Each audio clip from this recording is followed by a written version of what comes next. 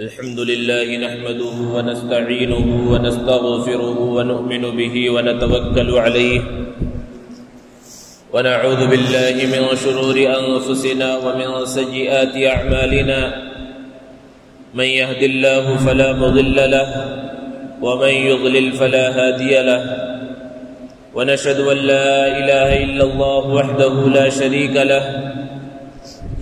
ونشهد أن سيدنا ومولانا محمدا عبده ورسوله صلى الله تعالى عليه وعلى آله وأصحابه وبارك وسلم تسليما كثيرا كثيرا أما بعد فأعوذ بالله من الشيطان الرجيم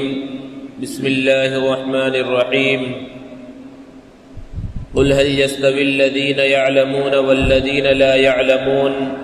إنما يتذكر أولو الألباب صدق الله العظيم. معزز سامعین کرام، بزرگوں اور دوستوں، علم اللہ رب العزت کی بہت بڑی نعمت اور دولت ہے. کہا جاتا ہے کہ جس آدمی کے اندر علم نہ ہو وہ آدمی نہیں جانور ہے، اور جس گھر کے اندر کوئی پڑھا لکھا نہ ہو وہ گھر نہیں جانوروں کا اڈا ہے، اور جس ملک کے اندر علم کا ماحول نہ ہو وہ ملک نہیں حیوانات کا جنگل ہے. علم ایک ایسا سدا بہار پھول ہے جو کبھی مرجھاتا نہیں، اور علم ایک ایسا مخلص اور وفادار ساتھی ہے جو کبھی بے وفائی نہیں کرتا. علم ایک ایسا تناور درخت ہے جس پر کبھی خزاں نہیں آتی. یہی وجہ ہے کہ اسلام نے حصول علم پر بہت زیادہ زور دیا ہے. قرآن مجید میں اللہ رب العزت نے ارشاد فرمایا کہ هل يستوي الذين يعلمون والذين لا يعلمون، کہ جو اہل علم ہیں، پڑھے لکھے ہیں اور چیزوں کو جانتے ہیں، ان کی حقیقت کو جانتے ہیں، اور جو ان پڑھ ہیں کچھ نہیں جانتے، کیا دونوں برابر ہو سکتے ہیں؟ سوال پوچھا ہے اللہ رب العزت نے. اور پھر اس کے بعد اللہ رب العزت نے بیان فرمایا انما یتذکر اولو الالباب، کہ جو عقل مند ہے وہ اچھی طرح سے اس بات کو سمجھ سکتے ہیں کہ پڑھے لکھے اور ان پڑھ یہ دونوں برابر نہیں ہو سکتے. اور علم کی اتنی زیادہ اہمیت ہے کہ اللہ تبارک و تعالی نے جب تقریباً 600 سال کے بعد آسمان سے اپنے پیغام کو بھیجا، غار حرا میں نبی کریم صلی اللہ علیہ وسلم پر پہلی وحی نازل ہوئی، تو وہ پہلا جو حکم آیا، وہ پہلی وحی جو آئی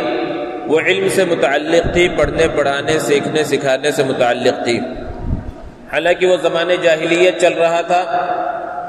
اور لوگوں کے اخلاق تباہ و برباد ہو چکے تھے، ہزاروں برائیاں ان کے اندر آ چکی تھی، کفر اور شرک کی دلدل میں وہ پھنسے ہوئے تھے. اس اعتبار سے پہلا حکم توحید کا بھی ہو سکتا تھا، پہلا حکم رسالت کا ہو سکتا تھا، آخرت پر ایمان کا ہو سکتا تھا، اچھے اخلاق کا ہو سکتا تھا، عورتوں کے حقوق ادا کرنے کا ہو سکتا تھا کیونکہ عورتوں کے حقوق پامال کیے جا رہے تھے. پہلا حکم اعبدوا اللہ اذکروا اللہ اشکروا اللہ کا ہو سکتا تھا. لیکن جاننے والے جانتے ہیں اور جو قرآن پڑھتے ہیں وہ سمجھتے ہیں کہ تقریباً 600 سال کے بعد جب اللہ نے انسانیت کو پکارا تو جو پہلا حکم نازل ہوا وہ پڑھنے پڑھانے سیکھنے سکھانے سے متعلق تھا. اور نبی کریم صلی اللہ علیہ وسلم کے پاس سید الملائکہ حضرت جبرائیل علیہ السلام جب پہنچے تو آپ سے کہا اقرأ، آپ پڑھیے. حالانکہ آپ صلی اللہ علیہ وسلم امی ہیں، آپ اس وقت پڑھنا لکھنا نہیں جانتے تھے، اس کے باوجود آپ سے کہا جا رہا ہے پڑھیے، اور بار بار کہا جا رہا ہے. یہ دنیا کو اس بات کو بتلانے کے واسطے تھا کہ اب علم پردوں کے پیچھے نہیں پڑھایا جائے گا. اس سے پہلے علم پنڈتوں کی، راہبوں کی جاگیر تھا، اور علم کو گرجاؤں کے اندر پڑھایا جاتا تھا. جو بڑے درجے کے لوگ تھے وہ پڑھتے تھے، جو بڑے بڑے اپنے آپ کو سمجھتے تھے وہ پڑھتے تھے. عام لوگوں کو علم کے حصول کی اجازت نہیں تھی. لیکن اسلام جب آیا تو اس نے پیغام دیا کہ علم کا جو پیغام ہوگا اور علم کی جو روشنی ہوگی وہ ہر ایک تک پہنچے گی. اللہ رب العزت کا ڈر اور اللہ کا خوف یہ تقوی کی بنیاد ہے، اور قرآن مجید میں اللہ رب العزت نے بیان فرمایا کہ اللہ تبارک و تعالیٰ کا ڈر صحیح انداز میں، اللہ کا خوف صحیح انداز میں انہی دلوں کے اندر پیدا ہو سکتا ہے جن دلوں کے اندر علم کا نور ہو۔ ارشاد فرما انما یخشی اللہ من عبادہ العلماء، کہ اللہ سے وہی لوگ ڈرتے ہیں جو اہل علم ہیں، جن کے اندر علم ہے، اور جن کے اندر علم نہیں ہے صحیح انداز میں ان کے اندر اللہ کا ڈر اور اللہ کا خوف پیدا نہیں ہو سکتا۔ اور اللہ تبارک و تعالیٰ نے انسانوں کو فرشتوں پر فضیلت عطا فرمائی، حالانکہ فرشتوں کی صفت کیا ہے؟ لا يعصون اللہ ما امرهم ويفعلون ما يؤمرون، کہ وہ اللہ کے کسی حکم کی مخالفت نہیں کرتے اور جو انہیں کہہ دیا گیا ہے اس کو بجا لاتے ہیں، اس کو پورا کرتے ہیں، کبھی اللہ کے حکم کی وہ خلاف ورزی بالکل نہیں کرتے، یہ ان کی صفت ہے۔ اللہ کی تحمید میں تقدیس میں لگے رہتے ہیں، اس کے باوجود فرشتوں سے بڑا مقام و مرتبہ انسان کو ملا، اور انسان مسجود ملائک بنا۔ حضرت آدم علیہ السلام کو جب اللہ نے پیدا کیا تو فرشتوں کو سجدے کا حکم دیا، تو یہ بڑا مقام و مرتبہ یوں ہی عطا نہیں ہوا۔ اس وقت جب فرشتوں نے یہ سوال کیا تھا وَنَحْنُ نُسَبِّحُ بِحَمْدِكَ وَنُقَدِّسُ لَكَ، کہ ہم آپ کی عبادت میں لگے ہوئے ہیں، آپ کی تسبیح اور تقدیس میں لگے ہوئے ہیں، پھر ایک اور مخلوق کو اور انسان کو پیدا کرنے کی ضرورت کیا ہے؟ تو اس وقت اللہ نے ایک امتحان بھی لیا، فرشتوں سے چیزوں کی خصوصیات، ان کے ناموں کے بارے میں پوچھا تو وہ بتا نہ سکے، اور انہوں نے کہا کہ ہم وہی جانتے ہیں جتنا آپ نے ہمیں سکھلایا ہے، اور وہی سوال حضرت آدم علیہ السلام سے بھی کیا گیا تو انہوں نے چیزوں کے نام اور خصوصیات کو بیان کر دیا۔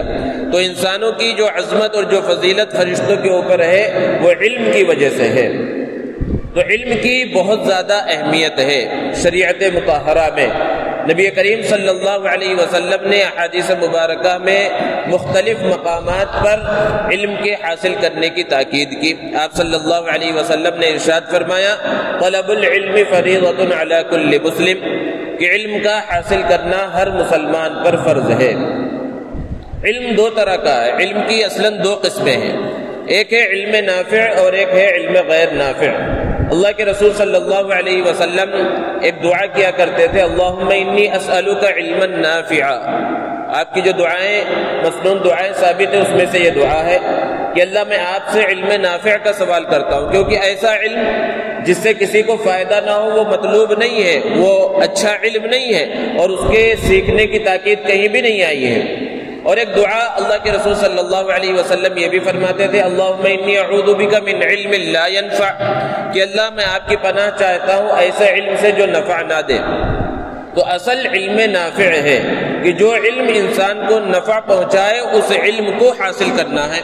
اور علم نافع میں دینی علوم تو آتے ہی ہیں، دنیاوی علوم بھی ہیں، کہ جو دینی علوم ہے یہ انسان کے دنیا کے اندر بھی نفع پہنچاتے ہیں، اور دنیا کے بعد جو آخرت کی زندگی ہے اور اس دنیا کے بعد والی جو زندگی ہے اس میں بھی نفع پہنچاتے ہیں دینی علوم۔ اور جو دنیاوی علوم ہے وہ انسان کی ضرورت ہے، جو فنون ہے وہ انسان کی ضرورت ہے، اس دنیا کے اندر اس سے انسان کو نفع پہنچتا ہے، وہ اس سے فائدہ حاصل کرتا ہے، روزی کماتا ہے، اور اپنی دیگر ضروریات کو اس علم کے ذریعے وہ پورا کرتا ہے۔ تو یہ دنیاوی علوم جو ہے یہ بھی انسان کی ضرورت ہے، یہ بھی نافع علوم ہے، اور کہیں پر بھی شریعت مطہرہ میں دنیاوی علوم کو حاصل کرنے سے منع نہیں کیا گیا۔ ایک طرف علم کے بارے میں قرآن مجید کے فرامین ہیں، علم کے حاصل کرنے کے بارے میں اللہ کے رسول صلی اللہ علیہ وسلم کا فرمان ہے، اور دوسری طرف امت مسلمہ کے حالات ہیں کہ ہم مشاہدہ کریں اور غور کریں، اور بہت ساری رپورٹیں اس سلسلے میں موجود ہیں، اس کو پڑھیں تو پتہ چلے گا کہ ہندوستان میں جتنی قومیں اور جتنے مذاہب کے ماننے والے بستے ہیں ان میں علم کے حصول کے اندر مسلمان سب سے پیچھے ہیں۔ علم حاصل کرنے کی شرح ان کے اندر سب سے کم ہے، وہ علم کا چاہے جیسا بھی علم ہو، وہ دنیاوی علوم کے اندر بھی پیچھے ہیں اور دینی علوم کے اندر بھی پیچھے ہیں۔ جو سرکاری اعداد و شمار کے اعتبار سے جو کہا جاتا ہے کہ ہندوستان کے اندر مسلمان 15% ہیں، اور حالانکہ حقیقت میں اس سے زیادہ ہے، 15-20% اگر مان لیا جائے کہ 15-20% مسلمان ہیں، یعنی 100 میں سے 15-20 لوگ مسلمان ہوتے ہیں، تو پھر ہونا کیا چاہیے تھا کہ ہر محکمے کے اندر، ہر شعبے کے اندر، ہندوستان کے ہر شعبے، ہر محکمے کے اندر، سرکاری ملازمتوں کے اندر مسلمانوں کی یہ حصہ داری ہوتی کہ ہر شعبے کے اندر 15 سے 20% مسلمان ہوتے، اور جو بڑے بڑے اہم شعبے ہیں جہاں پر قانون بنائے جاتے ہیں اور بڑی بڑی چیزوں کو متعین کیا جاتا ہے، طے کیا جاتا ہے، وہاں پر مسلمانوں کی کتنے حصہ داری ہے آپ پتہ کریں گے تو 15-20% تو دور کی بات ہے، مشکل سے 1-2% مسلمان ایسی جگہوں کے اوپر ہیں۔ وجہ کیا ہے کہ تعلیم کے اندر پیچھے ہیں، اور مختلف سازشوں سے اور حیل و بہانوں سے مسلمانوں کو پیچھے کیا جاتا ہے، وہ الگ بات ہے، لیکن خود مسلمان حصول علم کے اندر کتنا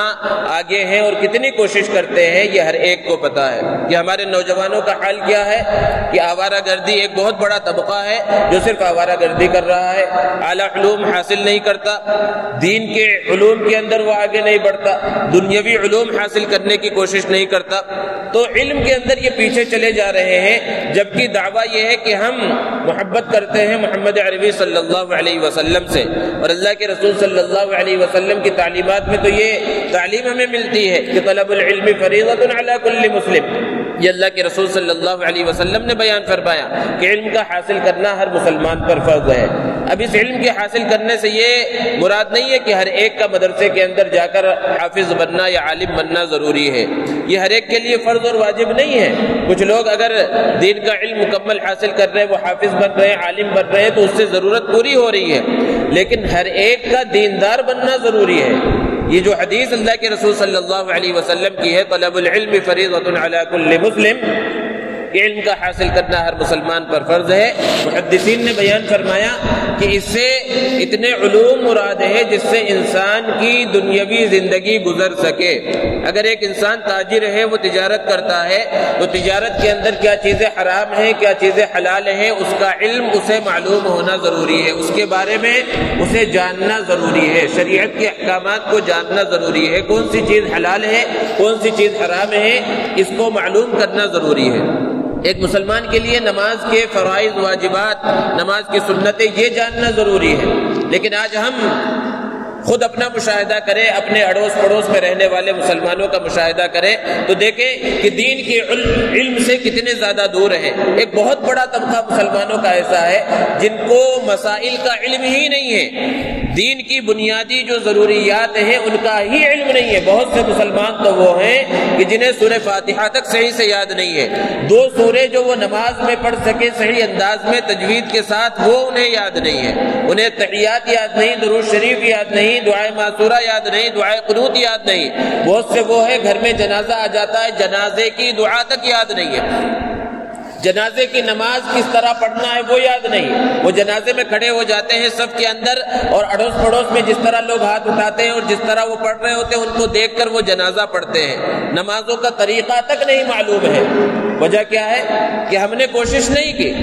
ہم نے علم کو حاصل کرنے کی فکر ہی نہیں کی، دین کی بنیادی معلومات کو حاصل کرنے کی فکر ہی نہیں کی، جبکہ پیارے آقا محمد عربی صلی اللہ علیہ وسلم کا تو یہ فرمان ہے کہ علم کا حاصل کرنا ضروری ہے، اور اس علم کو حاصل کرنے کے واسطے آپ کو مدرسے میں 24 گھنٹہ داخلہ لے کر پڑھنا ضروری نہیں ہے، مستقل مسجد میں بیٹھنا ضروری نہیں ہے، یہ علوم تو آپ کو ہر جگہ پر مل جاتے ہیں۔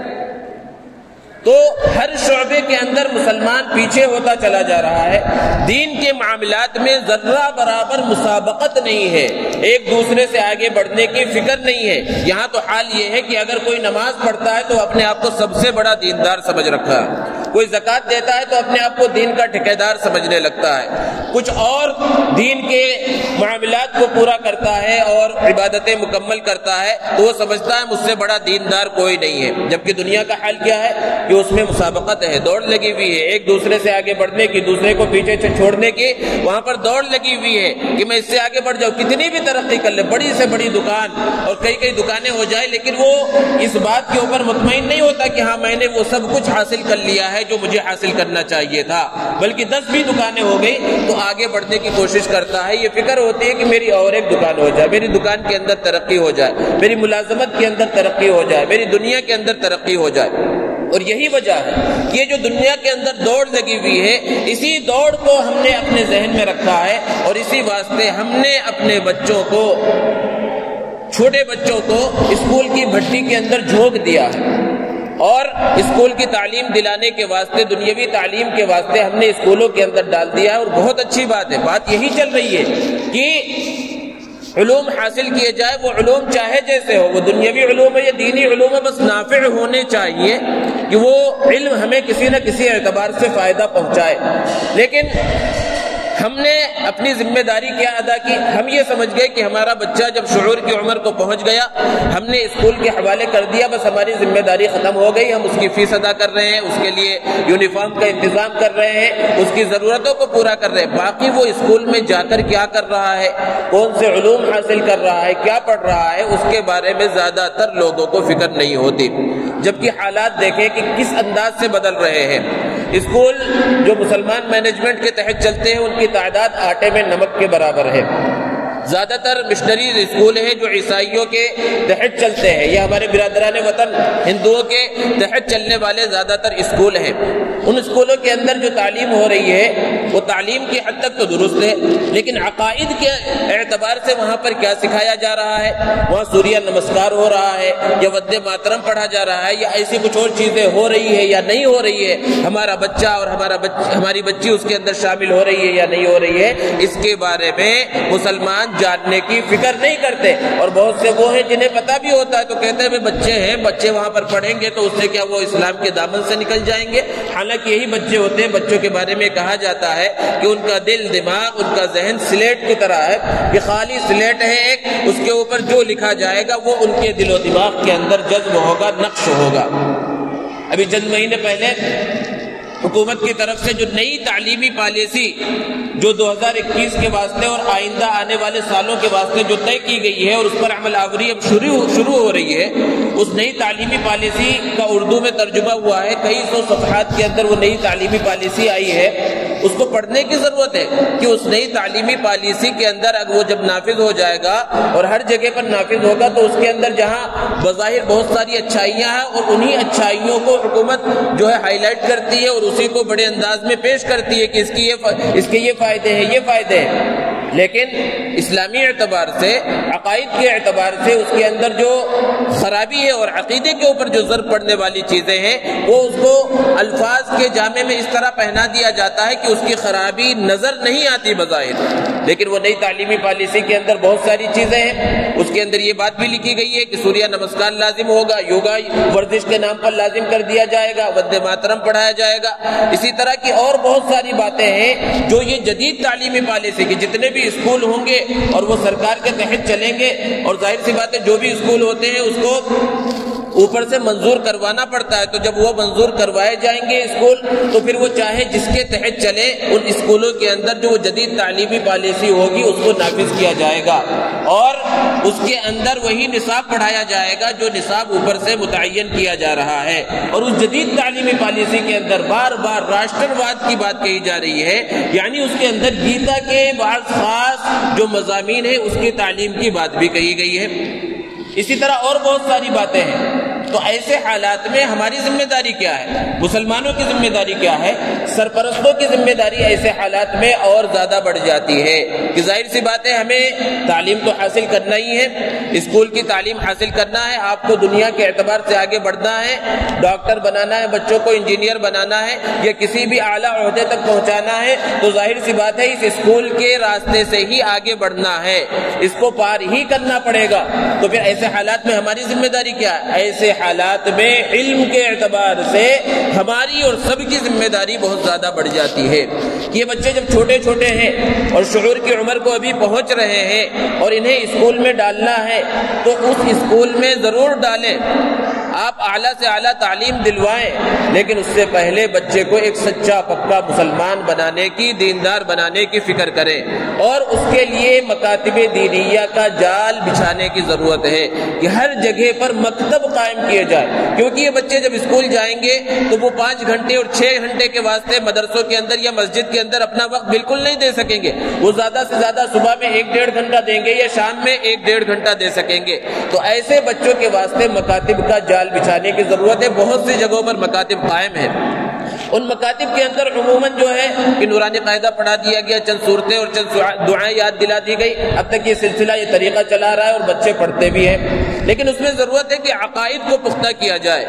عقیدے کے اعتبار سے بچے کے ذہن میں جو اسلام کے بنیادی عقائد ہیں ان سب چیزوں کو بٹھا دیا جائے، اس بات کو سمجھا دیا جائے کہ اللہ ہی وہ واحد ذات ہے جس کے سامنے اپنے سر کو جھکانا ہے، اللہ کے علاوہ کسی کے سامنے اپنے سر کو جھکانا نہیں ہے، اللہ کے علاوہ کسی اور سے کچھ مانگنا نہیں ہے۔ یہ چیز اس کے ذہن و دماغ کے اندر توحید کے اعتبار سے بٹھا دی جائے، رسالت کے اعتبار سے، ختم نبوت کے اعتبار سے، ہر عقیدے کے اعتبار سے بچوں کو جب تعلیم دے دی جائے گی اور قرآن ناظرہ پڑھا دیا جائے گا، سورے یاد دلا دیے جائیں گے، دعائیں یاد دلا دی جائیں گی، اب وہ بچہ جیسے جیسے بڑا ہوگا، تھوڑا بڑا ہوگا، اس کا ذہن و دماغ کھلے گا، وہ چاہے جیسے اسکولوں میں چلے جائے، وہ مشنری اسکولوں میں چلے جائے، ہندوؤں کے اسکول میں چلے جائے،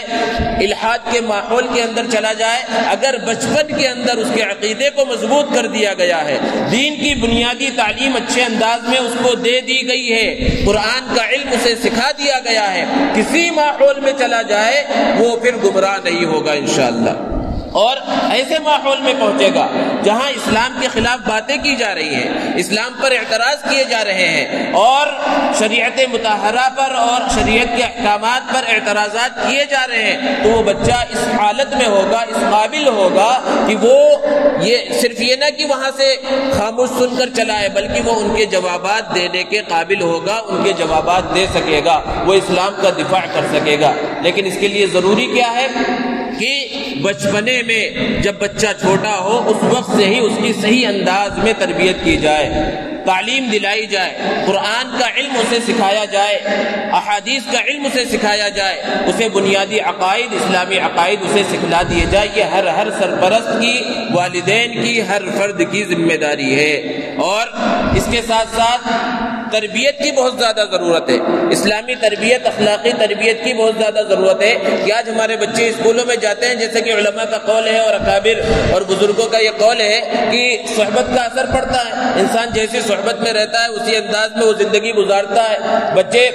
ایک لمبا زمانہ تقریباً 1 سال کا عرصہ ہو گیا، بچے یوں ہی باہر گھوم رہے ہیں کیونکہ اسکول بند سے سب کچھ بند ہے، تو باہر اگر گھومیں گے، ادھر جیسی صحبت ملتی ہے اسی اعتبار سے بچہ بنتا ہے، تو باہر کی صحبت اگر رہے گی، بہت زیادہ رہے گی، آوارہ بچوں کے ساتھ گھومے گا پھرے گا، تو اسی اعتبار سے اس کی زبان ہوگی۔ آج دیکھیے چھوٹے چھوٹے بچے ہیں اور ان کی زبان اتنی خراب ہو گئی ہے، بڑوں سے بات کرنے کی تمیز نہیں ہے، کس انداز میں ان سے بات کیا جائے، کس انداز سے بڑوں سے ملاقات کیا جائے، کس انداز میں گھر میں مہمان آئے ان کا استقبال کیا جائے، یہ ساری چیزیں کچھ پتہ نہیں ہے۔ وجہ کیا ہے کہ ماحول انہیں صحیح انداز کا ملا نہیں ہے، صحبت صحیح انداز کی ملی نہیں ہے، وہ گالیاں سیکھ رہے ہیں، برے الفاظ ان کے زبان کے اوپر آ رہے ہیں۔ تو والدین کی جہاں یہ ذمہ داری ہے کہ دین کی بنیادی علوم کے واسطے انہیں مکاتب بھیجے یا جس طرح بھی ہو سکتا ہے اس کا انتظام کرے، اسی طرح اخلاقی تربیت، ان کی زبان کی تربیت، ان کی ساری چیزوں کی تربیت، یہ ہر فرد کی، ہر والدین کی، سرپرستوں کی ذمہ داری ہے۔ اور یہ کب ہوگا؟ جب بڑے لوگ اپنی زبان کو محفوظ رکھیں گے، کیونکہ بچہ کس سے سیکھتا ہے؟ بڑوں سے سیکھتا ہے۔ اگر بڑوں کا خود یہ عالم ہو کہ وہ گھر میں بات بات پر ایک دوسرے کو گالیاں دے رہے ہو، بہت سے شوہر ایسے ہوتے ہیں جو بیوی کو گالی دیتے ہیں، بہت سے باپ ایسے ہوتے ہیں جو اپنے بچوں کو ننگی ننگی گالیاں دیتے ہیں، زبان ان کی خراب ہے، اسی ماحول میں وہ چلے آ رہے ہیں، تو ظاہر سی بات ہے وہ جو چھوٹے چھوٹے بچے ہوں گے وہ اسی انداز میں سیکھیں گے، انہی چیزوں کو وہ سیکھ کر وہ بڑے ہوں گے۔ تو پہلے اپنے آپ کو سدھارنے کی ضرورت ہے کہ ہماری زبان بالکل صاف ستھری ہو،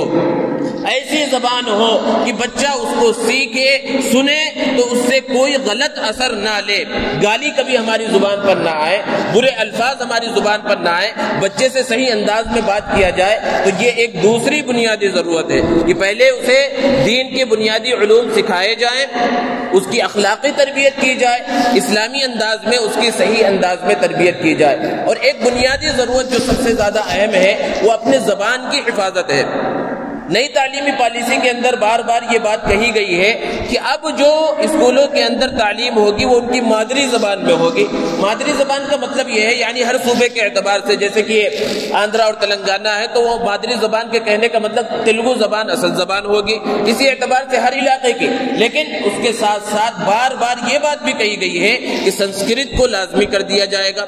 اسی طرح اور دوسری زبانیں، جبکہ ہماری ایک بنیادی جو ایک اہم زبان ہے ہندوستان کے اندر اور جو تقریباً 250 سال پہلے جو ہندوستان کے اندر ہندوستان کی حکومت تھی، مسلمانوں کی حکومت تھی، اور بہت سے صوفیہ باہر سے آئے، ان کے ملاپ سے ایک جو زبان قائم ہوئی فارسی اور عربی کو کے اندر سے وہ زبان نکلی جسے اردو زبان کہا جاتا ہے۔ اور یہ اردو زبان ایک ایسی زبان ہے کہ اسلام کا لٹریچر عربی زبان کے بعد سب سے زیادہ اردو زبان کے اندر ہی ہے۔ تو اس اردو زبان کی حفاظت بھی یہ ہم سب کی ذمہ داری ہے ہندوستان کے اندر۔ جب یہاں سے لسانی ایک قانون کی بات ہو رہی ہے تو اس کے اندر ایک اہم زبان ظاہر سی بات ہے ہندوستان کے اندر رہ رہے، ایک ہندی زبان ہو گئی، ایک مادری زبان جو بھی ہوگی ہر علاقے کی الگ الگ ہوگی، اور ایک سنسکرت کی بات بھی کی جا رہی ہے۔ تو جب یہ 3 زبانیں اصل زبانیں ہو گئی تو اردو کی جگہ اس اسکول کے اندر بن ہی نہیں رہی ہے۔ یہ ایک تعلیمی پالیسی کا ایک جو نیا قانون ہے اس اعتبار سے اس کو دیکھنے کی ضرورت ہے۔ اس لیے بھی یہ ذمہ داری ہے کہ اردو کو فروغ دیا جائے اور اردو کے تحفظ کی کوشش کی جائے اور بچے کو بھی اردو سکھلایا جائے، بتلایا جائے۔ اسی طرح ایک جو اعتراض کیا جاتا ہے اور بہت سارے اعتراضات اٹھائے جاتے ہیں، اور بہت سے لوگ اس انداز میں کہتے ہیں کہ بھئی ہندوستان کو آزاد ہوئے جو ہے 70-72 سال ہو رہے ہیں، اور اس انداز میں کہتے ہیں ہزاروں سال سے غلام چلا آ رہا تھا۔ یہ ہمارے برادران وطن کی زبان سے اس انداز میں بات نکلتی ہے، اور بہت سے ٹی وی چینلوں پر، نیوز چینلوں پر بھی اس طرح کہا جاتا ہے ہزاروں سال سے غلام چلا آ رہا تھا۔ اسکولوں کے اندر بھی یہ بات کہی جاتی ہے، تو اس سے بچہ کیا سمجھتا ہے کہ انگریز تو 1000 سال سے نہیں تھے، انگریز تو لاسٹ میں 200-250 سال کے اندر انگریز آئے، اور حکومت ان کی 150 سال اور 200 سال رہی ہے، اور اس سے پہلے ہزاروں سال کا جو عرصہ ہے، 1000 سال کا عرصہ، وہ مسلمانوں کی حکومت رہی ہے۔ تو یہ جب بچے کے ذہن میں یہی بات کہی جاتی ہے کہ ہزاروں سال سے جو ہے ہندوستان غلام چلا آ رہا تھا اور 1947 کے اندر یہ ہندوستان آزاد ہوا، تو یہ بچہ بھی یہی سمجھنے لگتا ہے کہ وہ مسلمان جو فرما روا تھے وہ بھی جو ہے ظالم قسم کے تھے، انہوں نے بھی لوگوں کو غلام بنا رکھا تھا۔ اس لیے اس بات کی بھی ضرورت ہے کہ اسکولوں کے نصاب میں نہیں ملے گا، اسکول یہ تعلیم نہیں دیں گے، کالج یہ تعلیم نہیں دیں گے، یہ بچوں کو نہیں بتلائیں گے، لیکن یہ ہر شخص کی ذمہ داری ہے کہ ہندوستان کے اندر جو مسلمان سلاطین آئے، جو مسلمان فرمانروار ہوئے، جنہوں نے یہاں پر حکومتیں کی، اورنگزیب اور دیگر بڑے بڑے حکمراں گزرے، انہوں نے کس انداز میں مذہبی رواداری کا خیال رکھا اور کس انداز میں انہوں نے یہاں پر انصاف کے ساتھ، عدل کے ساتھ حکومت کی، اور کس طرح ہندوستان کو ایک بڑا مقام و مرتبہ عطا کیا کہ یہ سونے کی چڑیا کہلایا جانے لگا، یہ بھی بتلانے کی ضرورت ہے۔ یہ سب وہ چیزیں ہیں جس سے ایک بچے کے اندر وطن کی محبت بھی پیدا ہوگی، اور اسلام کے اعتبار سے اس کا شعور بڑھے گا، ایمان کے اعتبار سے اس کا شعور بڑھے گا۔ اس لیے یہ بھی ضروری ہے کہ مسلمان فرمانرواؤں کے واقعات اسے بتلائے جائے، ان کے عدل و انصاف کے قصے اور کہانیاں سنائی جائے، تاکہ پتہ چلے کہ ہندوستان کے اندر جو مسلمان حکمراں تھے اس زمانے کے اندر ہندوستان غلام نہیں تھا۔ یہ غلط فہمی پھیلائی گئی ہے، یہ غلط فہمی بچوں کے ذہن و دماغ کے اندر ایسے نصاب کے ذریعے جو نصاب بنایا جا رہا ہے اس نصاب کے ذریعے ڈالنے کی کوشش کی جا رہی ہے۔ اس لیے اس بات کی بھی ضرورت ہے۔ اللہ کے رسول صلی اللہ علیہ وسلم نے حدیث مبارکہ کے اندر علم کے حاصل کرنے کی بہت ساری فضیلتیں بیان فرمائی ہیں۔ وہ علم جس انداز میں بھی حاصل کیا جائے، اللہ کے رسول صلی اللہ علیہ وسلم نے ارشاد فرمایا من سلک طریقا یطلب فیہ علما سہل اللہ لہ طریقا الی الجنہ، کہ جو علم کے حاصل کرنے کے واسطے کسی راستے پر چلتا ہے اللہ رب العزت اس کے واسطے جنت کا راستہ آسان فرما دیتے ہیں۔ اور ایک حدیث میں اللہ کے رسول صلی اللہ علیہ وسلم نے ارشاد فرمایا کہ سمندر کی مچھلیاں اور فرشتے، سمندر کی مچھلیاں اور بلوں کے اندر، سوراخوں کے اندر جو چونٹیاں ہیں وہ طالب علم کے واسطے، علم حاصل کرنے والے کے واسطے مغفرت کی، اس کے لیے خیر و برکت کی دعا کرتی ہیں، اور فرشتے اس کے واسطے اپنے پروں کو بچھا دیتے ہیں۔ یہ فضیلت اللہ کے رسول صلی اللہ علیہ وسلم نے بیان فرمائی، اور ہم اپنے اکابر اور اسلاف کی زندگی کو دیکھیں تو انہوں نے بہت ہی مشقت کے ساتھ علم کو حاصل کیا، لیکن آج علم کا حصول بہت آسان ہو گیا ہے۔ اس لیے اس بات کی ضرورت ہے کہ چونکہ یہ نیا زمانہ آ رہا ہے اور نئے زمانے کے اعتبار سے سازشیں نئی آ رہی ہے، اسی میں سے نئی جدید تعلیمی پالیسی بھی ہے، تو اس اعتبار سے اپنے آپ کو تیار کرنے کی ضرورت ہے، اس کا مقابلہ کرنے کی ضرورت ہے، اور اپنے بچوں کے اندر دین کے بنیادی عقائد کو بٹھانے کی ضرورت ہے۔ اللہ رب العزت ہم سب کو صحیح انداز میں علم حاصل کرنے کی توفیق عطا فرمائے۔ وآخر دعوانا الحمد للہ رب العالمین۔